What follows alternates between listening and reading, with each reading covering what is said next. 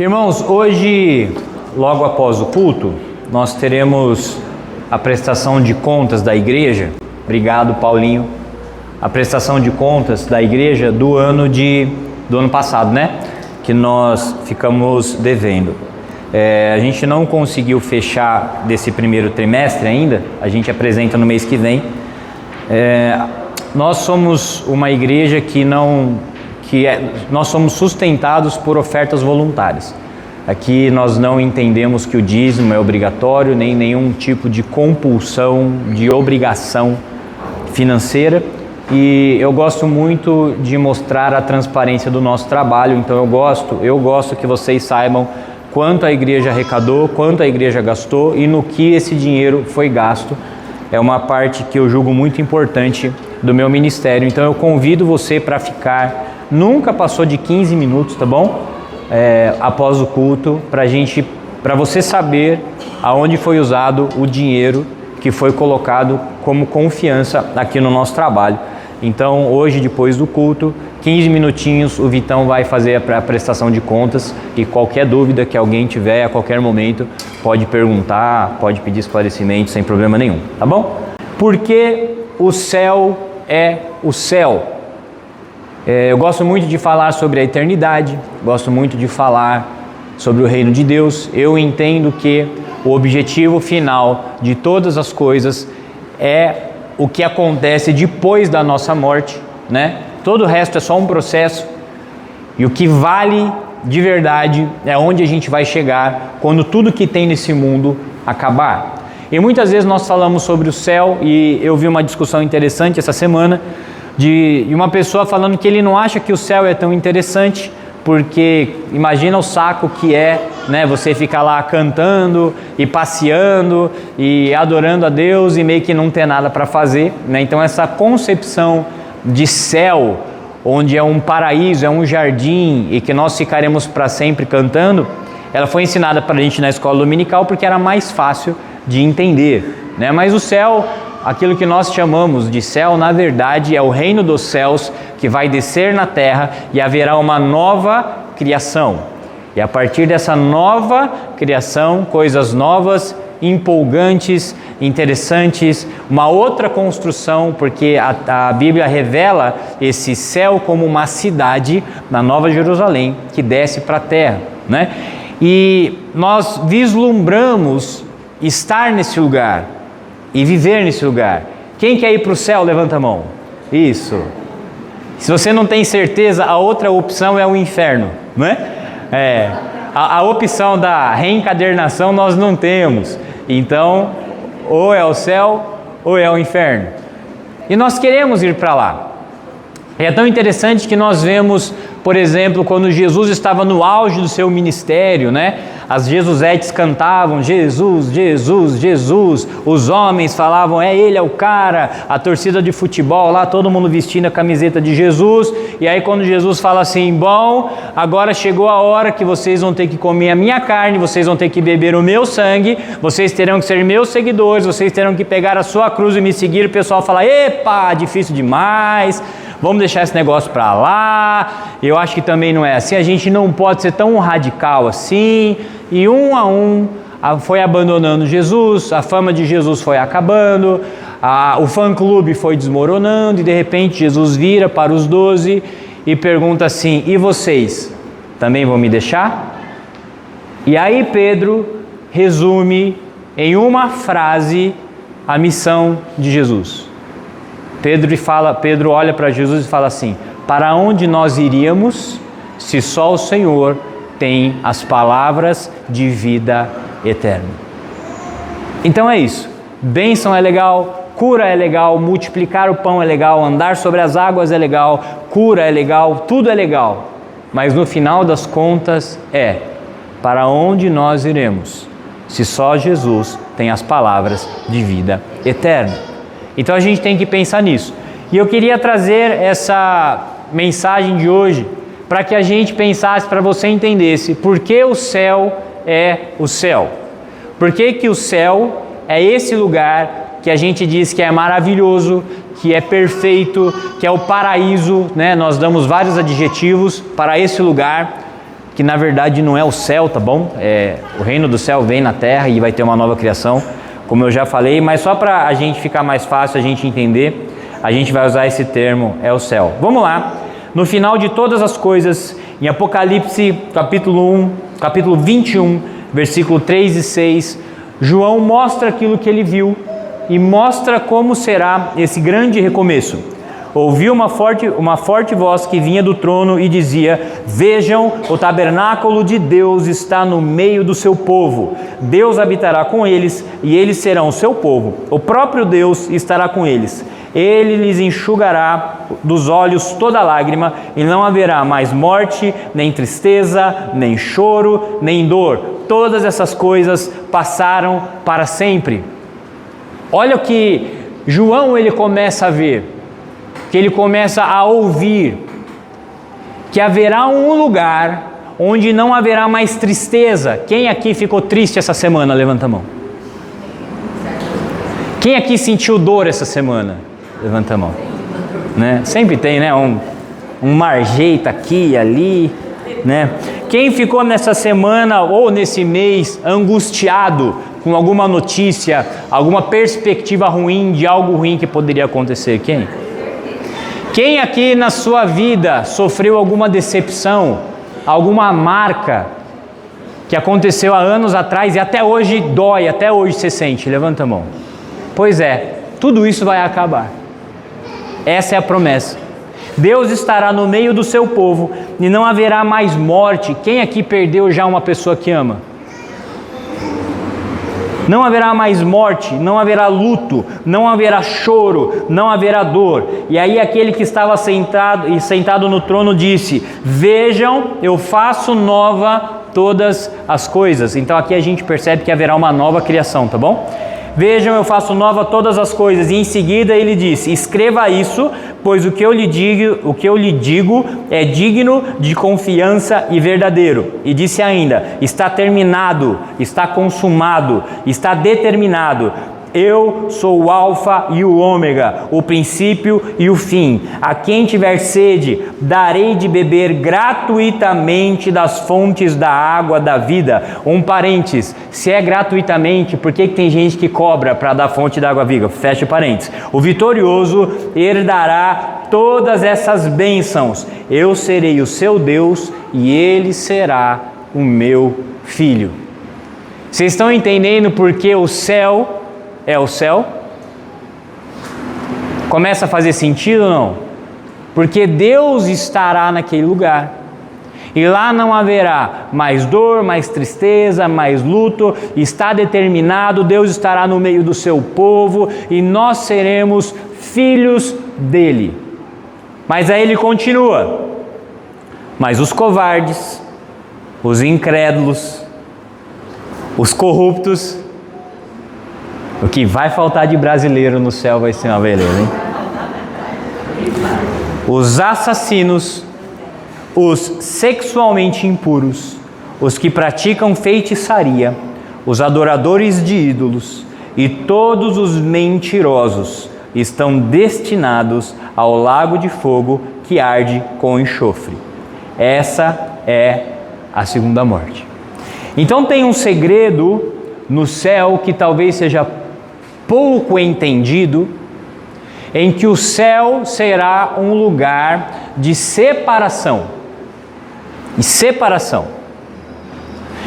Ao mesmo tempo que hoje a mensagem é de salvação, se arrependam, o reino de Deus está próximo, abandone os seus pecados, olha, não importa o que você fez, Jesus quer te perdoar, Jesus quer te salvar, Jesus quer te curar, Jesus quer te levar para o céu, olha, tem um jeito de você ser salvo, é pelo sacrifício de Jesus Cristo, Deus te ama, Deus te ama, Deus te ama, tudo isso nós falamos, nós ensinamos, é propagado, mas vai chegar um dia em que haverá uma separação. E por que haverá essa separação? Porque se entrar um covarde no céu, o céu deixa de ser o céu. Se entrar um impuro no céu, o céu deixa de ser o céu. Se entrar um corrupto no céu, o céu deixa de ser o céu. Se entrar um avarento, um idólatra, um assassino, o céu deixa de ser o céu. Por que o céu é o céu? Porque lá só acontece o que Deus quer. E eu preciso que você entenda isso. Lá na oração do Pai Nosso, Mateus capítulo 6, você troca, Lu, por favor?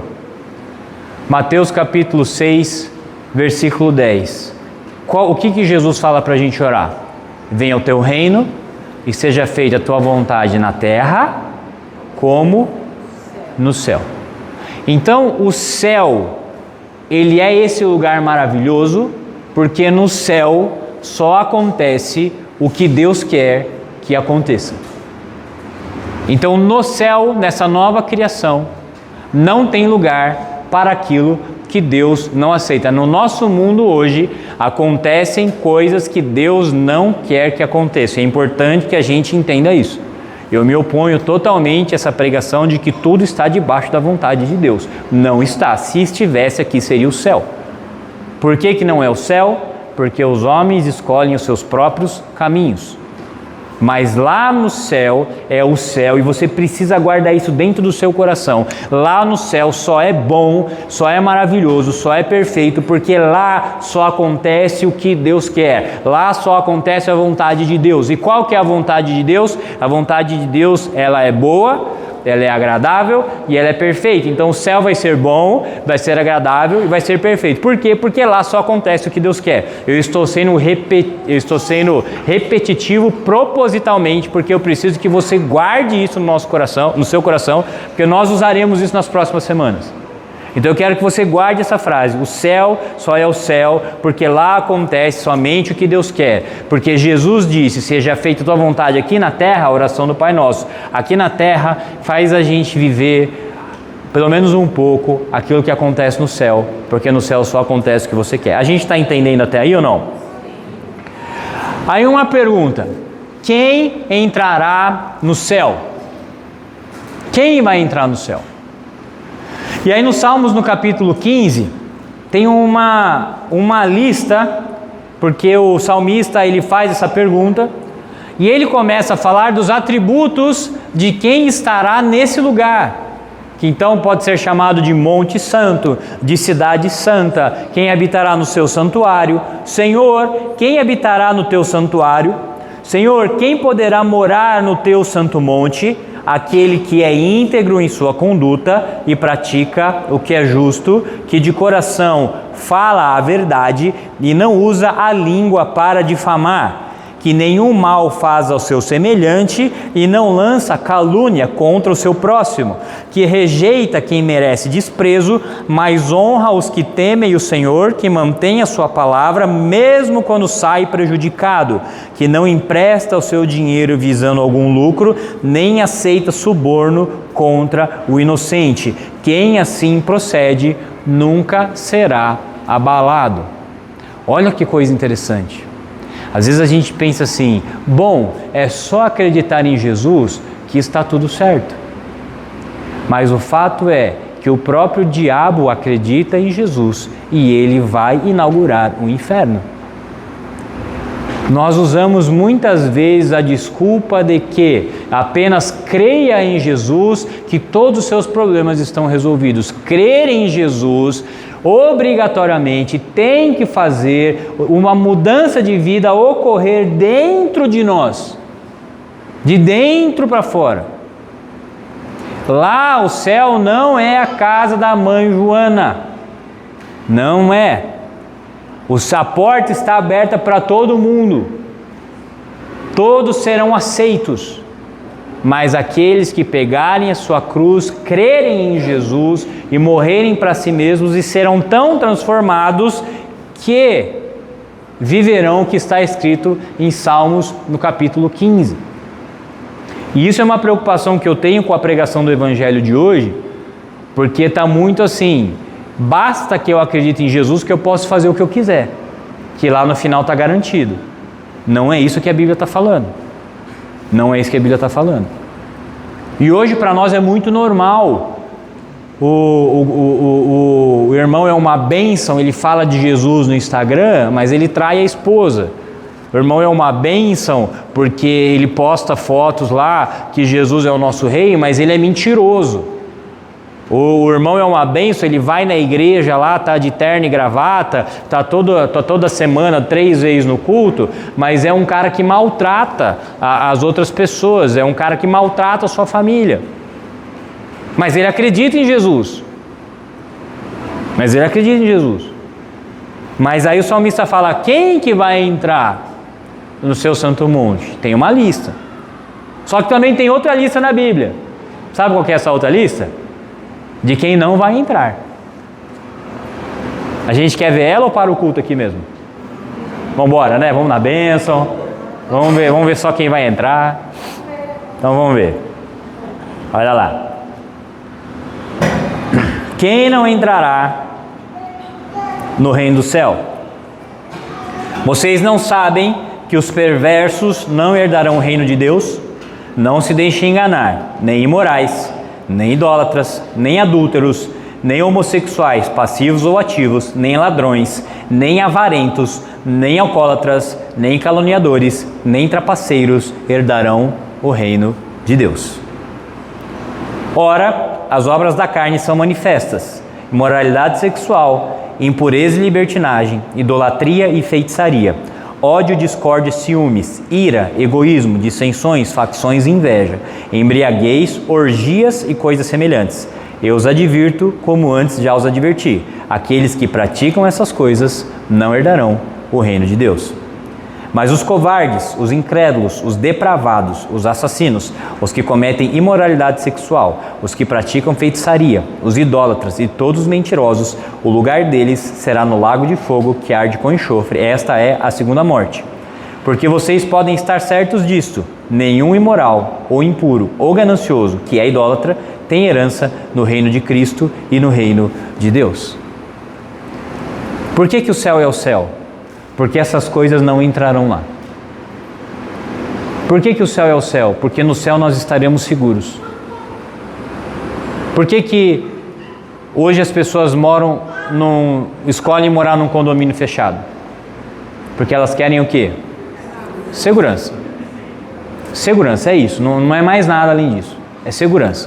Ela entende que num condomínio ela estará mais segura do que numa casa na rua.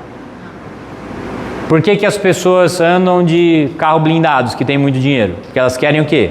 Segurança. Por que as pessoas moram num bairro melhor? Porque elas querem o quê? Segurança. Elas querem se proteger para que o mal não alcance a vida delas. Um ladrão, um sequestrador, um assassino.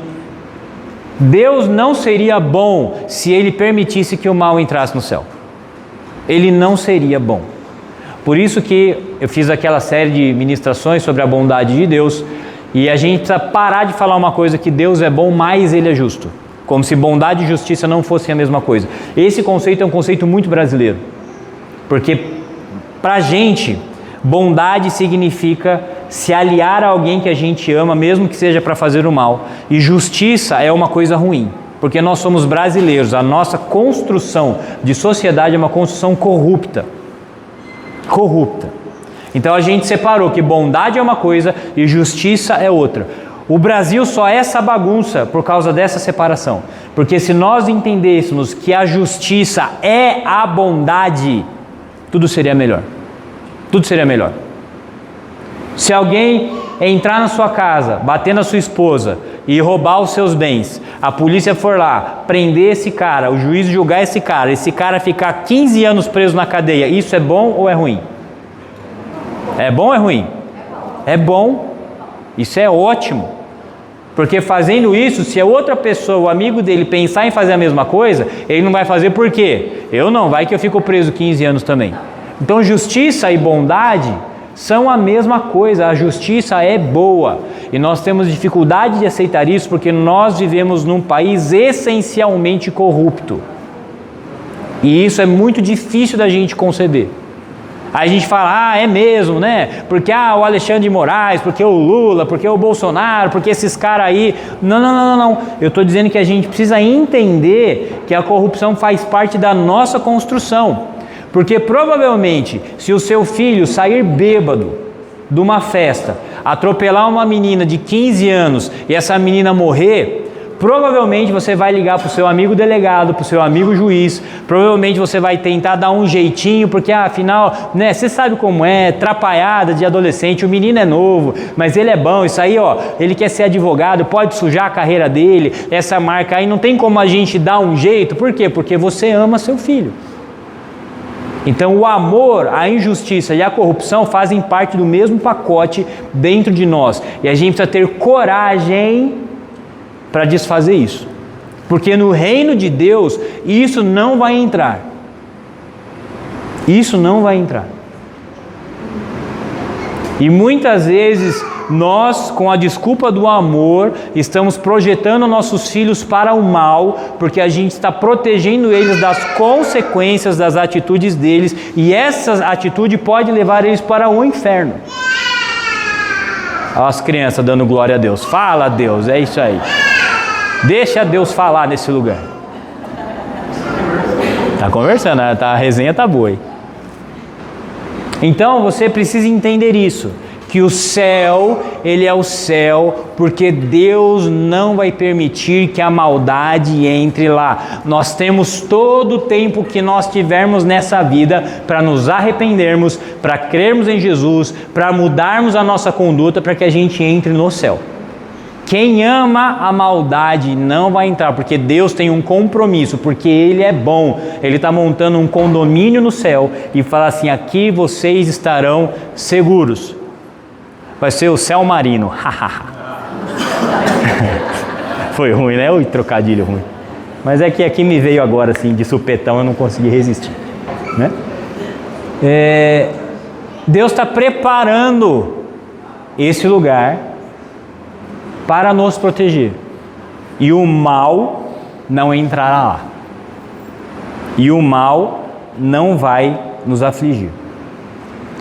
Só que Deus também deseja que enquanto estivermos nessa terra, a gente manifeste o reino de Deus aqui.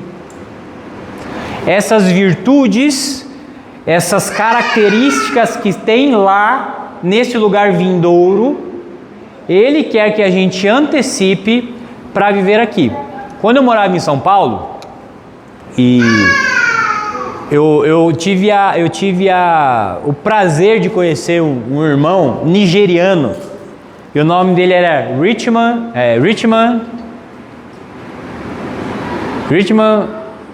Chukwuemeka. A família dele era tão crente que o nome dele significa Deus é excelsamente maravilhoso. Richmond Chukwuemeka, sei até falar um pouco de nigeriano. E era muito interessante porque ele chegava na igreja, ele andava na rua, você sabia que ele não era brasileiro. Ele era o típico africano que a gente vê em filme. Andava com aquelas roupas coloridas, sabe? Azul com dourado, com uma touquinha assim. Era uma calça e meio que não sei como falar. Imagina uma camisa grande que vem até aqui e uma calça. É bem típico. Você olhava para aquele cara, a primeira coisa que você pensava, rapaz, de onde que ele é? Porque era muito diferente de tudo que a gente estava acostumado a ver. Ele tinha a identidade de um povo, ele tinha as características de um povo, ele tinha o sotaque de um povo. Nós precisamos entender que, se nós nos tornamos cidadãos do reino de Deus, nós temos que carregar nesse mundo as características desse reino. As pessoas têm que olhar para nós e falar assim, nossa, mas sei lá, estranho, parece que você não é daqui, né? Da onde você é? Oh, eu sou do reino de Deus. Até sotaque a gente tem que ter, né? O jeito que você fala, os seus princípios, os seus valores, eles são diferentes. Nossa, todo mundo fez uma coisa, por que você fez outra? Nossa, todo mundo fala de um jeito, por que você fala de outro? Nossa, todo mundo reagiu dessa maneira, por que você reagiu dessa maneira? Porque os nossos princípios e valores, eles param de ser brasileiros e eles começam a ser conectados a esse reino que é a nossa pátria, que é para onde a gente vai. E para que a vontade de Deus aconteça na nossa vida e a gente manifeste, pode mudá-lo por favor? E a gente manifeste isso aqui, nós precisamos carregar dentro de nós os princípios e os valores do reino de Deus. Isso precisa estar tatuado no nosso coração. Isso já está cravado dentro de nós. São coisas, são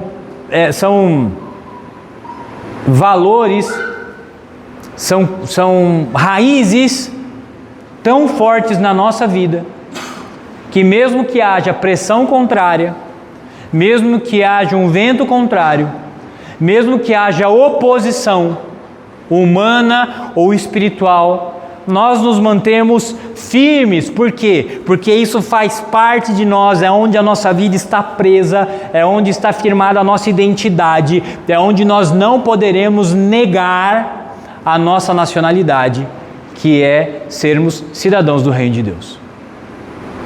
Vocês já viram aquelas tempestades tropicais, né, que tem furacão? Acho que teve um agora nos Estados Unidos, né? E geralmente tem alguém numa praia filmando e o vento está batendo e o coqueiro está assim, ó. Vocês já viram essa imagem? O coqueiro está assim, o vento batendo, está voando carro, voando casa, está voando vaca, né? Para quem assistiu o Twister, está voando tudo.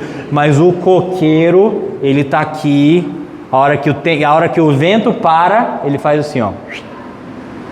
Porque a raiz é tão forte que o vento não arranca.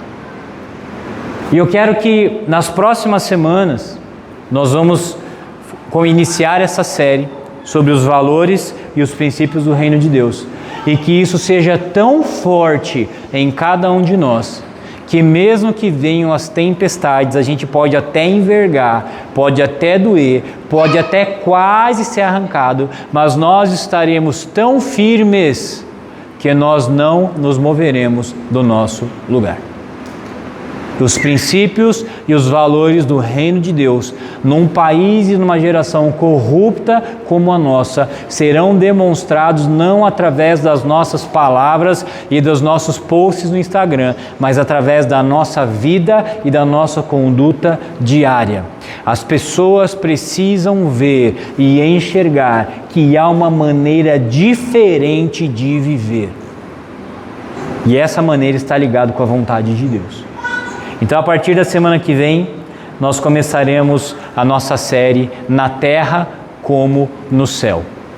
E eu espero que você participe dessa série, eu espero que você aprenda, e eu espero de coração que essas raízes sejam criadas no seu coração, para que a gente viva nessa terra os valores e os princípios do reino de Deus, para que quando chegar o dia de nos apresentarmos diante de Deus, Ele abra as portas da eternidade para cada um de nós. Amém? Vamos fechar os nossos olhos e vamos orar?